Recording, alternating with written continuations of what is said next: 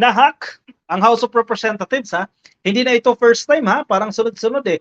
Mga government agencies ang pinupunterya nitong mga hacker na ito. At syempre ngayon, mainit itong House of Representatives under the leadership of Romualdez, Speaker Martin Romualdez. Ngayon po, ina-hack naman ito. Ang lakas itong hacker na ito ha. In fairness, magagaling itong mga hacker ha, dahil napapasok nila itong mga websites ng government institutions. Hindi na ito first time dahil last week lang ka-coffee, maingay itong nangyari dyan sa PhilHealth dahil na-compromise yung ilang mga datos. This time naman, dahil mainit ngayon, itong House of Representatives, sila naman ang na-hack ngayon. Ang tanong ngayon, sino ang nasa likod nito? No? Bakit parang nagkataon? Bakit parang tumiming itong kanilang pang-hack dito sa House of Representatives? May gusto bang gumante? Meron bang inutusan? Meron bang umutos dito para matigil kayo dyan sa inyong ginagawa, etc. etc. O so yan ka-coffee. Nakalulungkot isipin no, na dapat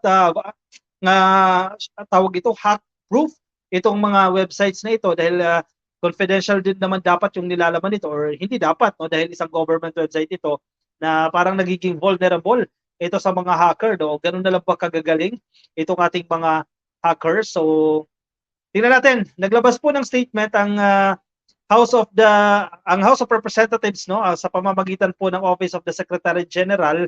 Ngayong araw lang po yan, October 15, patungkol po sa hacking sa kanilang website. Sige, basahin natin ito kasi si DND Secretary Gibo Teodoro, nangangamba na rin po siya dito eh. Kasi hindi na ito yung first time na ma-hack ang isang government agency. Actually, pang ilang beses na yan ka-coffee. Noon din, bago mag-election, na pabalita rin itong COMELEC na na-compromise yung kanilang mga servers, etc. So dapat ito ay mas patibayin pa ito ng DICT actually. Dapat mag-lead dito eh. Dapat initiative nila ito itong DICT para maiwasan na yung mga ganitong insidente. We wish to inform the public that the official website of the House of Representatives experienced unauthorized access earlier today.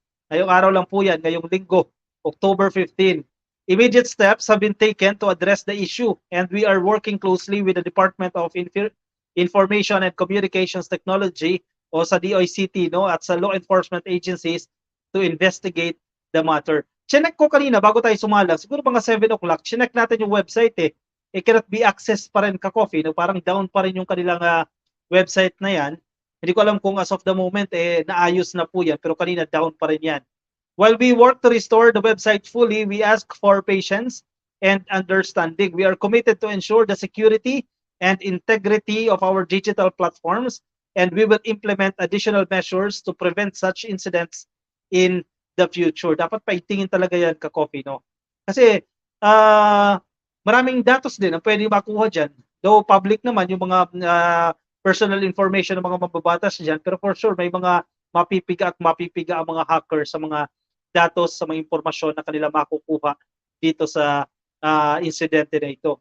For the moment, we advise the public to be cautious of any suspicious emails or communications that claim to be from the House of Representatives. Isa pa yan, no? Halimbawa, yung mga email, mahak itong mga email addresses ng ating mga mababatas at mag-send ito ng mga solicitations or manghihingi ng kung ano-ano ng parang ito, pa-Gcash, etc. Eh, kawawa din talaga ang mga mabibiktima. We will keep the public updated as more information becomes available. Yan po ay nilagdaan ni Sir Reginald Velasco, ang Secretary General ng House of Representatives. Sana maayos na agad itong insidente na ito at sana, ano ba ito dapat? Imbestigahan ba ito? Paano ito iimbestigahan? Sino ang mag-iimbestiga? Ang House of Representatives? Sino ang kanilang iimbestigahan dito? Siguro, paigtingin na lang siguro yung kanilang mga software, yung kanilang mga, ano ba ito, antivirus ba yan? Hindi ko alam hindi ko alam kung paano nila ito mas mapapatibay no, para hindi ma-hack agad-agad. Yung mga safeguards na dapat ilatag dyan, and dapat yung DICT talaga ang mag-initiate nito. At hindi lang ang House of Representatives, even the Senate, Office of the President, lahat ng government sites eh sana secured no para hindi basta-basta napapasok nitong mga hackers dahil nako-compromise yung impormasyon mula sa ating gobyerno. At bakit din tingnan sa international community, even dito lang sa bansa na napapasok yung ating mga government sites no ng mga hackers. So basta-basta ganoon na lang napapasok ng mga hackers. Renzi, palusot lang yan si Tambaluslos, 125K. Sara ang iingay nyo pero Yung 1.6 billion ni Tambaluslos, mga tiklop, mga mata, at bungangan nyo, mga Tambaluslos, mga tabogo, sabi ni Renzi. Gina G dito sa Renzi. Anong ibig sabihin mo lang tabogo, Renzi? Ngayon ko lang narinig yung term na tabogo, no? Make it viral, maupay nga gabi, dito na Pilipinas, ka-coffee, maupay nga gabi, ha, imo gihap. Make it viral. Ano tim ngaran, sir? Ilagay lang dyan sa ating comment section. Kay Sheena York Santiago, hello ka-coffee. Gusto ko naman yung di pinapatulan ni PBBM ang mga paninira sa kanyang administrasyon. Trabaho lang siya. Yes. So actually, no, dead ba lang si PBBM dito sa mga issue na ito. Actually, kung hindi si PBBM, pinatulan niya na yung nag-statement dito ni Harry Roque. Yung sinabi ni Harry Roque na kapag nanahimik ka, ibig sabihin ini-endorse mo itong naging statement ni Martin Romualdez, no? At hindi na nag-react dito si PBBM, no? Tabogo, kakokohan yan, hak-hak niyan. Sila ang may hak, magaling sila magtago-tago para hindi na ma-audit ang extraordinary expenses, mga tabogo, sabi ni ni Renzi, ang active ni Renzi. Carmen Lee, alam ko rin si buhay ka pa kahit ibagsak rating ni PBBM, excellent pa rin sa loyalista. Si Digong hanggang bunganga lang, sabi ni Carmen Lee. Jelly, 70 billion lang. Kay Baudigs, 30 billion. Kay PBBM sa loob lang ng taon na 3 buwan. Kaya mas epektibo ang drug war ni PBBM. Bloodless ang pinapairal at human rights at due process, which is parang iwas ano dito ka-coffee, no? Para iwas po na din ng international community, no? Kasi pangat din naman talaga tingnan na napupulaan tayo din sa pag-address natin sa mga problemang ito. Solido, BBM pa rin sa kalam, sabi ni Sir Joel Di Jongoy. Yan, Renzi. Mga solid BBM yun nandito. Respeto na lang dapat sa current government, especially kay PBBM, to each its own. Every administration may kanya-kanyang strategy yan, sabi ni Joby May. No? Lori, mamawag, hirap lang kasi pinagkukumpara. Magkaiba sila ng strategy. Definitely, magkaiba po sila ng style. Anyway, sige.